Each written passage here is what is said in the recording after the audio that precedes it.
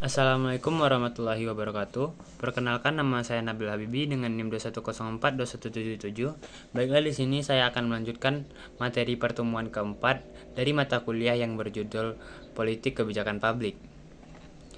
Materi yang keempat yang saya bahas yaitu pendekatan sistem politik.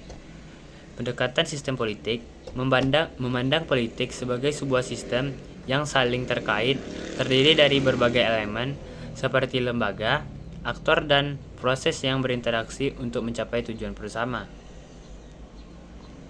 Kemudian ada konsep dasar sistem politik. Yang pertama yaitu ada input, berbagai tuntutan dan dukungan dari masyarakat yang menjadi masukan bagi sistem politik. Yang kedua ada proses, yaitu mekanisme pengambilan keputusan dan kebijakan politik oleh lembaga-lembaga politik. Dan yang ketiga ada output, keputusan dan kebijakan yang dihasilkan oleh sistem politik untuk masyarakat. Selanjutnya ada elemen-elemen sistem politik.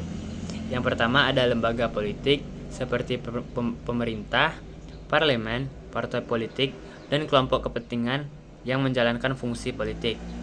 Yang kedua ada aktor politik, yaitu individu atau kelompok yang terlibat dan mempengaruhi proses politik seperti politisi, birokrat, dan warga negara. Yang ketiga ada budaya politik, nilai, norma, dan keyakinan yang mempengaruhi perilaku politik masyarakat. Dan yang keempat ada proses politik, mekanisme pengambilan keputusan dan kebijakan publik seperti perumusan, implementasi, dan evaluasi. Materi selanjutnya yaitu pendekatan dalam kebijakan. Yang pertama ada identifikasi masalah, yaitu menentukan isu-isu yang perlu ditangani oleh kebijakan publik.